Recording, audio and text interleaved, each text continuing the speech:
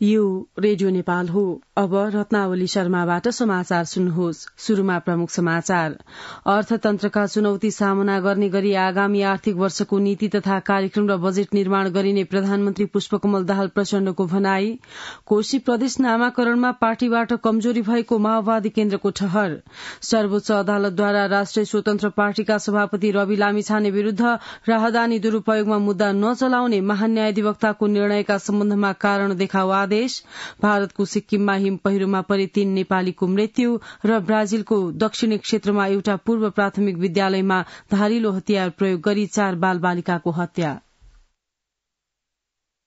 ए छोरा, के छ हाल खबर? पढाइ कस्तो चल्दैछ? सबै राम्रै चल्दैछ। अनि त्यहाँ के छ बुवा? यहाँ पनि सबै राम्रो छ।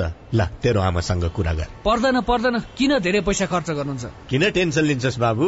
हामी जस्ताको लागि एनटीसी को कल इन्डिया प्याक छँदैछ नि। इन्डिया कल गर्न त कस्तो सस्तो पो छ त त्यसमा। ल, त्यसो भए ढुक्कले कुरा गरौँ न त। सेवा सुचारू गर्नका लागि *1415# डायल गर्नुहोस्। नेपाल टेलिकम, राष्ट्रको सञ्चार।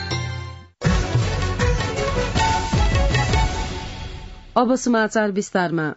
प्रधानमन्त्री पुष्पकमल दाहाल प्रचण्डले छिट्टै सरकारले पूर्णता पाउने बताउनु भएको छ। नेकपा माओवादी केन्द्र भूमि व्यवस्था सहकारी तथा गरीबी निवारण विभागद्वारा हिजो आयोजित सहकारी कर्मीहरूको राष्ट्रिय भेलामा प्रधानमन्त्री प्रचण्डले सरकारले पूर्णता प्राप्त गरिसकेपछि सम्पूर्ण ध्यान नयाँ आर्थिक वर्षको नीति तथा कार्यक्रम र बजेट निर्माणमा केन्द्रित हुने बताउनुभयो। उहाँले परम्परागत नीति तथा कार्यक्रम र बजेटले देशका समस्या सम्बोधन गरेर अर्थतन्त्रका चुनौती पार लगाउन नसक्ने भन्नुहुँदै विगत भन्दा केही फरक र देशको अर्थतन्त्रमा गुणात्मक प्रभाव राख्ने योजनाहरू ल्याउनु पर्ने उल्लेख गर्नुभयो।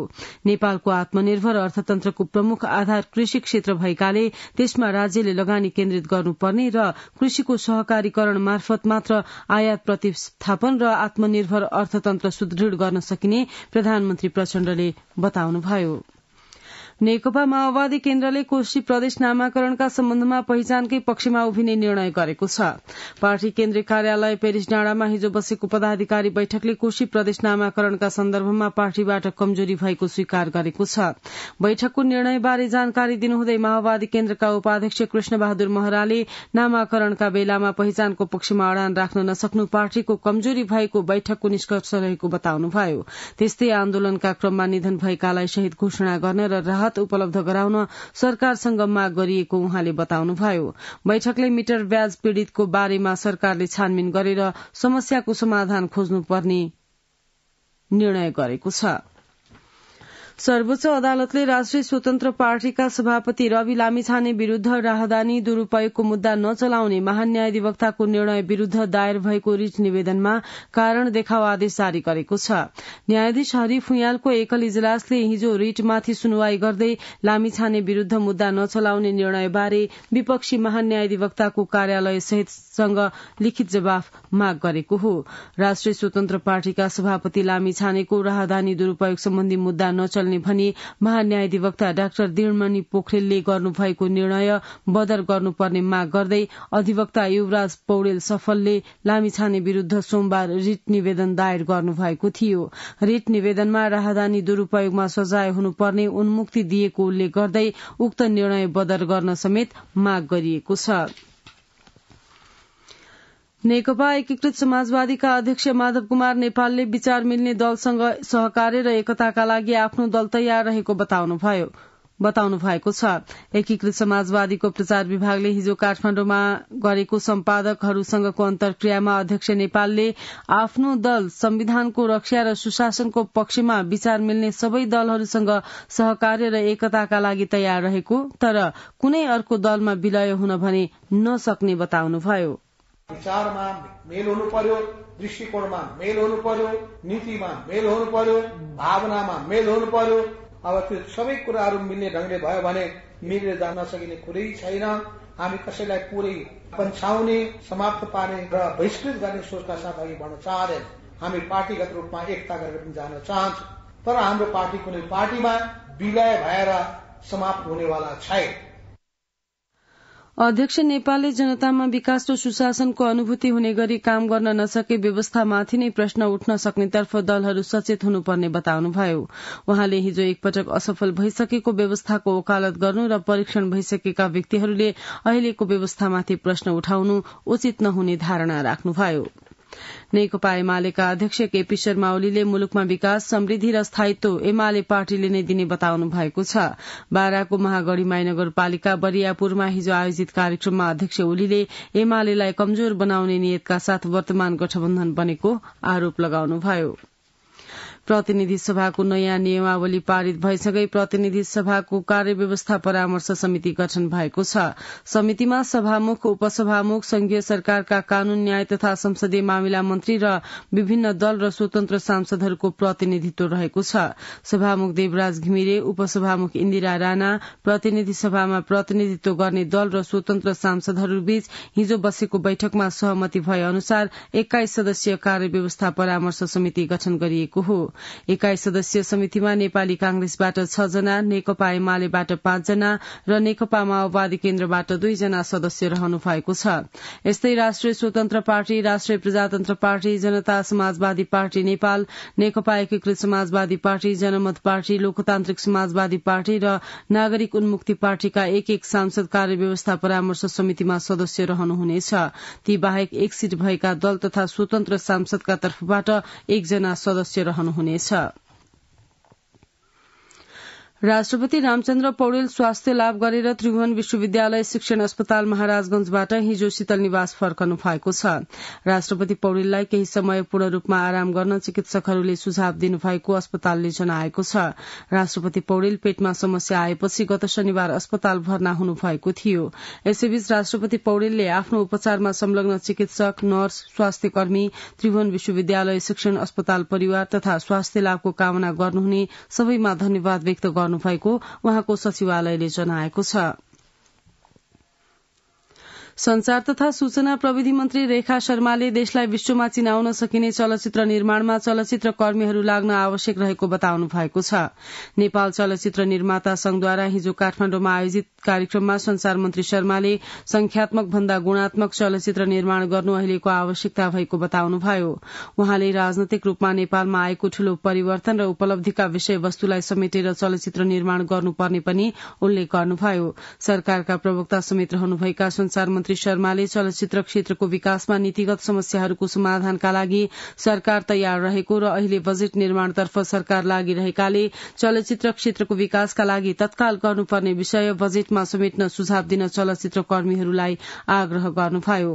कार्यक्रममा नेपाल चलचित्र निर्माता संघका अध्यक्ष नवल खड्काले चलचित्र क्षेत्रको विकासका लागि नयाँ चलचित्र ऐन जारी गर्नु जरूरी रहेको र त्यसमा सरकार अगाडि बढ़नेछ भन्ने विश्वास व्यक्त गर्नुभयो। त्यस अवसरमा संचार मन्त्री शर्माले चलचित्रसँग सम्बद्ध विभिन्न संघ संस्थाका पदाधिकारीलाई सम्मान गर्नुभयो।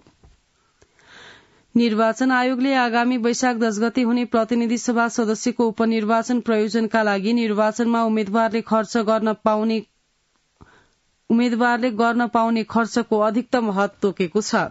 आयोगको हिजो बसेको बैठकले उपनिर्वाचन प्रयोजनका लागि गत असोज 31 गतेको नेपाल राजपत्रमा तोकिए बमोजिम नै हुने गरी चितवन निर्वाचन क्षेत्र नम्बर 2 तथा बारा निर्वाचन क्षेत्र नम्बर 2 का लागि 29 लाख र तनहु निर्वाचन क्षेत्र नम्बर 1 का लागि 31 लाख खर्च गर्न पाउने अधिकतम हद निर्धारण गरेको प्रवक्ता शालिग्राम शर्मा पौडेलले जानकारी दिनुभयो।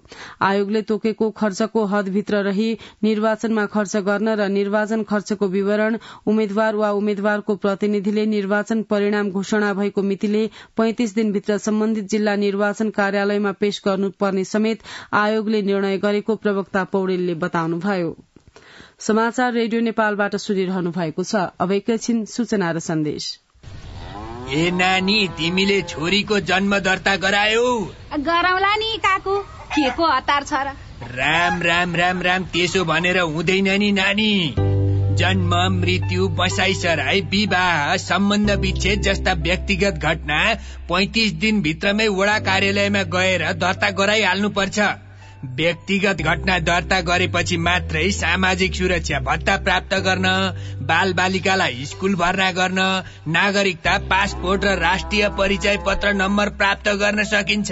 ओहो, हो र काकु, त्यसो भए त म आजै वडा कार्यालय गएर छोरीको जन्म दर्ता गरिहाल्छु। जन्म, मृत्यु, बसाइसराई, विवाह, सम्बन्ध विच्छेद जस्ता व्यक्तिगत घटना वडा कार्यालयमा सही विवरण दिई दर्ता गराऊ। नेपाल सरकार गृह मन्त्रालय, राष्ट्रिय परिचय पत्र तथा पञ्जीकरण विभाग, सिंहदरबार, काठमाडौँ। अब बाँकी समाचार। संखुवा सभाको उत्तरी क्षेत्र चीनसँग सीमाना जोडिएको किमाथाङका नाका खुलाउन प्रधानमन्त्री पुष्पकमल दाहाल प्रचण्ड समक्ष ज्ञापन पत्र बुझाइएको छ। कोरोना महामारीका कारण 3 वर्षदेखि बन्द रहेको किमाथाङका नाका खुलाउन प्रधानमन्त्री प्रचण्ड समक्ष हिजो ज्ञापन पत्र बुझाइएको भोटखोला गाउँपालिकाका अध्यक्ष वाङ छोदार भोटले जानकारी दिनुभयो। त्यस अवसरमा प्रधानमन्त्री प्रचण्डले नाका खुलाउन आश्वासन दिनुभएको पनि उहाँले बताउनुभयो। लामो समयदेखि किमाथाङका नाका बन्द रहँदा उत्तरी क्षेत्र भाटखोलावासीले कष्टकर जीवन बिताउँदै आउनु परेको गाउँपालिका अध्यक्ष भोटले जानकारी दिनुभयो। भाटखोलावासीलाई सदरमुकाम खाँदबारी आइपुग्न 4-5 दिन पैदल यात्रा गर्नुपर्छ। उपप्रधान एवं गृहमन्त्री नारायण काजी श्रेष्ठसँग नेपालका लागि अमेरिकी राजदूत डिन आर थम्सनले भेटवार्ता गर्नु भएको छ। गृह मन्त्रालयमा हिजो भएको भेटमा नेपाल अमेरिका द्विपक्षीय सम्बन्ध र सहयोग आदान प्रदानका विषयमा छलफल भएको छ। त्यस अवसरमा उप प्रधानमन्त्री श्रेष्ठले सरकार संक्रमणकालीन न्याय निरूपण सम्बन्धी विस्तृत शान्ति सम्झौताको मर्मानुसार शान्ति प्रक्रियाका बाँकी काम सम्पन्न गर्ने उद्देश्यमा केन्द्रित भएको र नेपालका हितैषी अन्तर्राष्ट्रिय निकायबाट त्यसमा सहयोगको अपेक्षा गरिएको बताउनुभयो।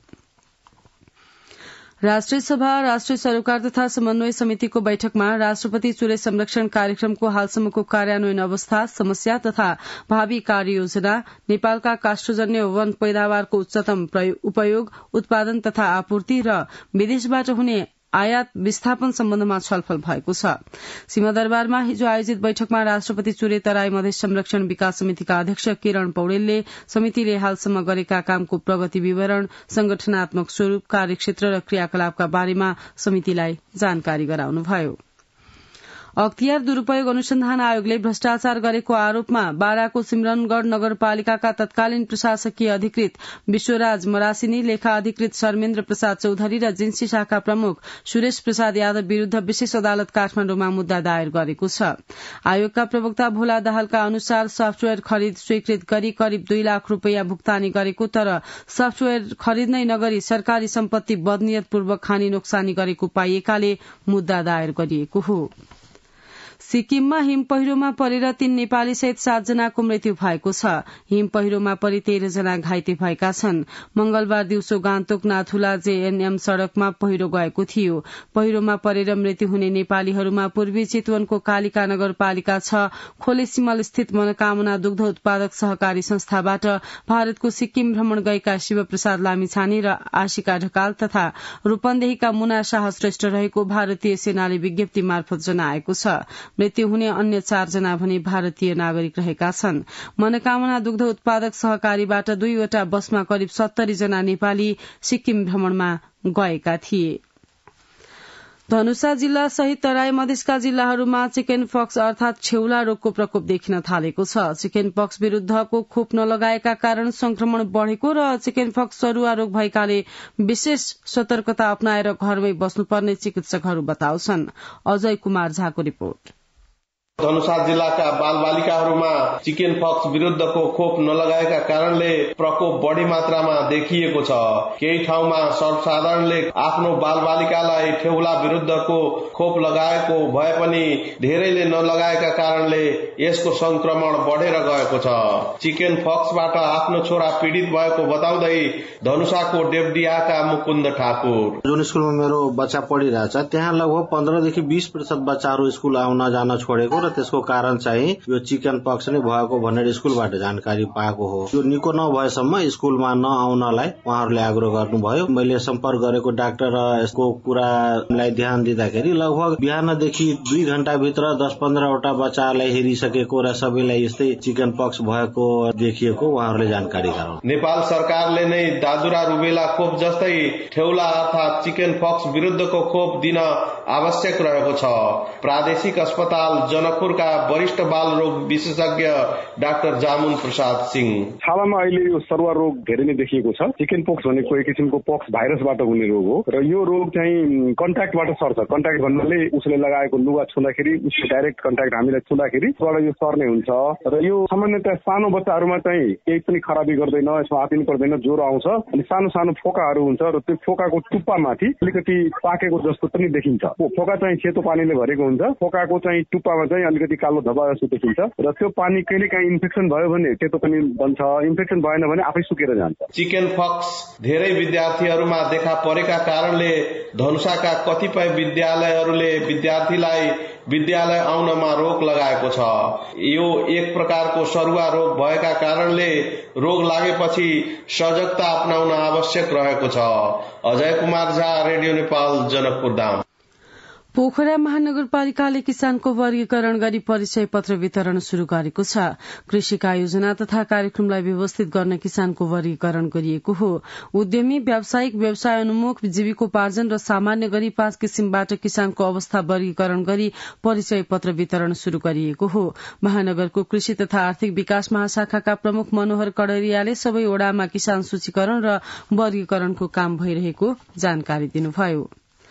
कैलालीमा कोरोनाको नयाँ प्रजाति देखिएपछि कोरोना संक्रमण रोकथाम तथा नियन्त्रणका लागि आवश्यक तयारी थालिएको छ। जगत साउदको रिपोर्ट। कैलालीमा कोभिड-19 को नयाँ भेरिएन्ट देखिएपछि कोरोना संक्रमण रोकथाम तथा नियन्त्रणका लागि आवश्यक तयारी थालिएको छ। भारतबाट नेपाल फर्किने मध्ये अधिकांशमा कोरोना संक्रमण देखिन थालेपछि सीमा नाकामा विशेष निगरानी बढ़ाइएको छ। उनीहरूलाई लक्षित गरी सीमा नाकामा जनचेतना फैलाउने कामसँगै मास्क वितरण गर्दै आएको छ। स्वास्थ्य कार्यालय कैलालीका प्रमुख लालबहादुर धामी भारतबाट नेपाल आउनेहरूको सीमा नाकामा एन्टिजन परीक्षण कार्य भइरहेको र कोरोनाको लक्षण देखिए होम आइसोलेसनमा पठाउने गरिएको बताउनुहुन्छ। इन्डियाबाट आउने सबैले चाहिँ हामीले एन्टिजन परीक्षण दैनिक रूपमा गरिरहेको, पोजिटिभ आयो भने होम आइसोलेसनमा बस्ने भनेर मास्क लगाएर पठाउँछ। र अर्को चाहिँ नाकामा हामीले निरन्तर रूपमा यो जनचेतना फैलाउने, मास्क वितरण गर्ने काम चाहिँ गरिरहेको छ। पछिल्ला दिनमा पश्चिमी नाका गड्डा चौकीसँगै त्रिनगर, खक्रौला, झोलाघाट सीमा नाका भएर घर फर्किने नेपालीहरूको संख्या दिनौ जसो बढ़िरहँदा कोरोना संक्रमण फैलिन सक्ने आशंका गरिएको छ। त्यसैले सीमा नाकामा उच्च स्वास्थ्य सतर्कता अपनाउनुका साथै कोरोना विरुद्ध खोप लगाउने कार्यलाई तीव्रता दिएको स्वास्थ्य कार्यालयले जनाएको छ। यति बेला कैलालीका 13वटै स्थानीय तहमा 55 वर्ष माथिका उच्च जोखिममा रहेकाहरूलाई बुस्टर फाइजर खोप लगाउने कार्य भइरहेको कार्यालय प्रमुख धामीको भनाइ छ। कोभिड भ्याक्सिनेसनलाई नै तीव्रता दिइरहेछौँ। 55 वर्ष माथिका उच्च जोखिममा भएका व्यक्तिलाई यो 13वटा स्थानीय तहमा चाहिँ कोभिड-19 को बुस्टर फाइजर बाइभ्यालेन्ट खोपलाई चाहिँ हामीले लगाइरहेछौँ। अहिलेको यो नयाँ भेरिएन्टलाई पनि प्रिभेन्सन गर्न सक्छौँ भनेर हामी लागिरहेछौँ। स्वास्थ्य निर्देशनालयका अनुसार सुदूरपश्चिम प्रदेशमा शुरूआतीदेखि हालसम्म कोरोना संक्रमणबाट 635 जनाको ज्यान गएको छ भने कोरोना संक्रमितको संख्या 61,973 पुगेको छ। कोरोनाको नयाँ भेरिएन्ट देखिएसँगै संक्रमण फैलिन सक्ने जोखिम बढेकाले मास्क लगाउन, शंकास्पद लक्षण देखिए तत्काल स्वास्थ्य परीक्षण गर्न तथा जनस्वास्थ्यका मापदण्ड पालना गर्न जरुरी देखिन्छ। जगत साउद, रेडियो नेपाल, धनगढ़ी। समाचार रेडियो नेपालबाट सुनिरहनु भएको छ। अब केही अन्तर्राष्ट्रिय समाचार। भारतको तमिलनाडु राज्यमा धार्मिक अनुष्ठान गर्ने क्रममा एक मन्दिर नजिकैको सार्वजनिक ट्याङ्कीमा डुबेर 5 जनाको मृत्यु भएको छ। चेन्नईको धर्मलिङ्गेश्वर मन्दिर नजिकै भक्तजनहरू स्नानका लागि ट्याङ्कीमा भेला भएका बेला दुर्घटना भएको समाचारमा जनाइएको छ। ब्राजिलको दक्षिणी क्षेत्रमा एउटा पूर्व प्राथमिक विद्यालयमा धारिलो हतियार प्रयोग गरी 4 बाल बालिकाको हत्या गरिएको छ। सान्टा क्याटारिना राज्यका प्रहरी र सरकारी अधिकारीका अनुसार एक 25 वर्षीय आक्रमणकारीले हिजो ब्लू मेनाउ शहरमा गुड सेफर्ड सेन्टर भनिने एक निजी विद्यालयमा गरेको आक्रमणमा अन्य 4 जना घाइते भएका छन्। राष्ट्रपति लुइज इनासियो लुला दा सिल्भाले आक्रमणको निन्दा गर्नु भएको छ। ब्राजिलमा हालैका वर्षहरूमा विद्यालयहरूमा हिंसा बढ़दै गएको छ। इरानले यमनमा लामो समयदेखि जारी युद्ध अन्त्यका लागि शान्ति प्रक्रियालाई समर्थन गर्न अमेरिकाले गरेको आह्वानको स्वागत गरेको छ। यमन सरकारको प्रमुख विदेशी समर्थक साउदी अरेबियाले गत महिना इरानसँग सम्बन्ध पुनस्थापनाका लागि चिनिया मध्यस्थतामा भएको सम्झौतामा हस्ताक्षर गरेपछि द्वन्द्व समाधानका लागि कूटनीतिक प्रयासहरू बढ़ेका छन्। यमन सरकार र इरान समर्थित विद्रोही बीच संयुक्त राष्ट्रको मध्यस्थतामा भएको युद्ध विरामको आइतबार वर्ष पुगेको छ। यमनमा झण्डै 1 दशक लामो युद्धले प्रत्यक्ष र परोक्ष रूपमा लाखौंको ज्यान लिइसकेको छ। अब आर्थिक समाचार।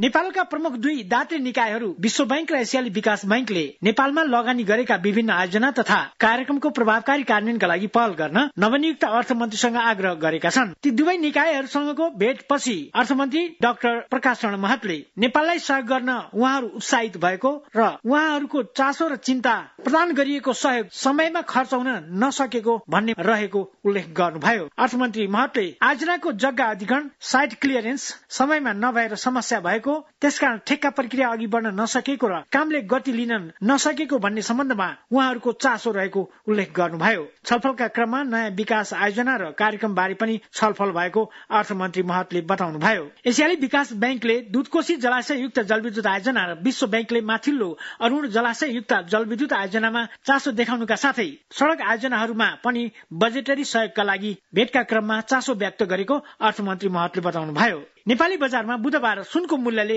नयाँ रेकर्ड निर्माण गरेको छ। बुधबार छाप भएको सुनको मूल्य प्रति तोला 1,11,000 पुगेर हालसम्मकै उच्च मूल्य कायम भएको छ। अघिल्लो दिन मंगलबार प्रति तोला 1,09,000 मा कारोबार भएको सुन बुधबार प्रति तोला 2,000 ले बढेर कारोबार भएको हो। यसअघि चैत 5 गते सुनको मूल्य सबैभन्दा उच्च मूल्यमा रहेर 1,10,000 मा कारोबार भएको थियो। त्यस्तै बुधबार चाँदीको मूल्य अघिल्लो कारोबार मूल्यको तुलनामा प्रति तोला 40 रुपियाँले बढेर 1,440 रुपियाँमा कारोबार भएको छ।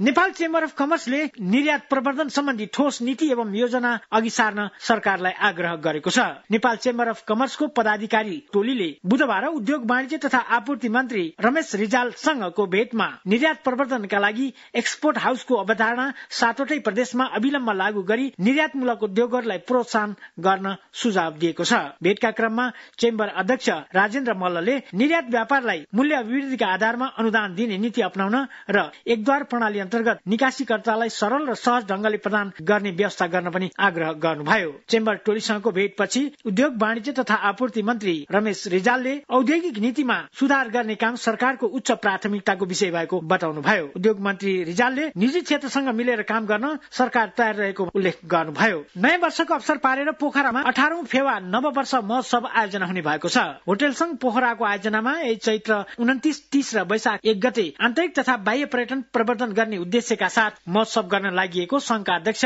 लक्ष्मण सुवेदीले जानकारी दिनुभयो। आर्थिक समाचारका साथमा भुवन आचार्य। अब खेल समाचार।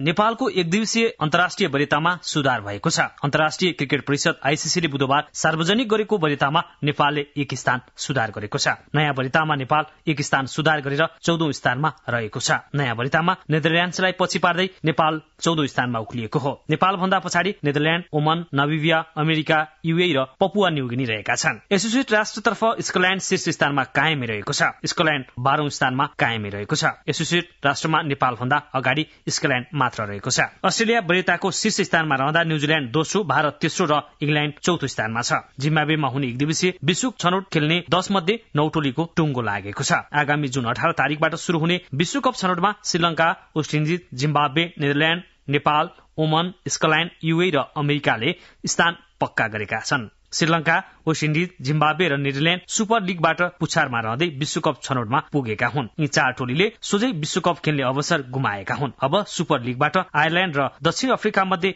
1 टोलीले विश्वकप छनौटमा आउनेछन्। आईसीसी विश्वकप लीग 2 बाट स्कटल्याण्ड शीर्ष, ओमन दोस्रो र नेपाल तेस्रो स्थानमा रहँदै विश्वकप छनौटमा पुगेका थिए। छनौट प्लेअफबाट अमेरिका शीर्ष र यूएई दोस्रो स्थानमा रहँदै विश्वकप छनौटमा पुगेका छन्। विश्वकप छनौटमा सुपर लीगमा पुछारका 5 टोली, लीग 2 का शीर्ष 3 र छनौट प्लेअफका शीर्ष 2 टोली गरी कुल 10 टोली खेल्नेछन्। सुपर लीगमा रहेका आयोजक भारतसहित शीर्ष 7 टोलीले विश्वकपमा स्थान बनाएका छन्। अब दक्षिण अफ्रिका र आयरल्याण्ड मध्ये 1 टोली सोझै विश्वकपमा पुग्दा 1 टोलीले छनौट खेल्नुपर्ने हुन्छ। राष्ट्रिय टीमका पूर्व कप्तान तथा लेग स्पिनर सन्दीप लामिछानेको मुद्दामा बुधबार पनि सुनवाई हुन सकेन। जिल्ला अदालत काठमाडौँले बलात्कारको आरोप लागेका सन्दीप विरुद्धको सुनवाईका लागि पेशी तोकेको थियो। न्यायाधीश केशव प्रसाद घिमिरेको इजलासमा 14औं नम्बरमा पेशी तोकिएको थियो, तर सन्दीपको मुद्दा हेर्न नभ्याइएको सूचीमा राखिएको छ। यसअघि पुस 13 गते पेशी तोकिए पनि मुद्दाको सुनवाई स्थगित भएको थियो। सन्दीपलाई थुनामै पठाउने न्यायाधीशकोमा पेशी तोकिएपछि सन्दीपका वकिलले सुनवाई सार्न निवेदन दिएका थिए। अजय बमखेल समाचारका साथमा अब मौसम।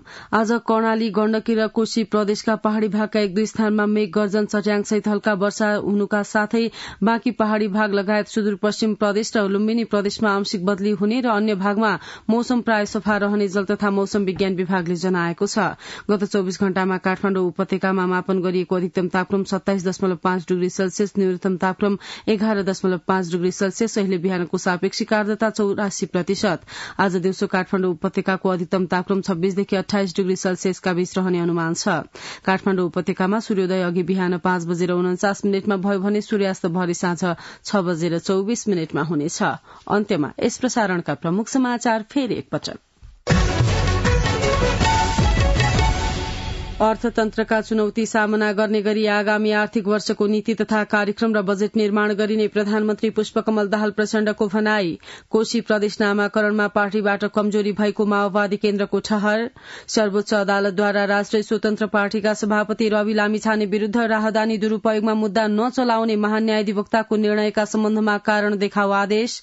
भारतको सिक्किममा हिम पहिरोमा परे 3 नेपालीको मृत्यु र ब्राजिलको दक्षिणी क्षेत्रमा एउटा पूर्व प्राथमिक विद्यालयमा धारिलो हतियार प्रयोग गरी 4 बाल बालिकाको हत्या। सुन्दै हुनुहुन्थ्यो रेडियो नेपालबाट बिहान 7 बजेको समाचार सकियो। 8 बजे अंग्रेजीमा समाचार सुन्न सक्नुहुनेछ। हवस् त, नमस्कार।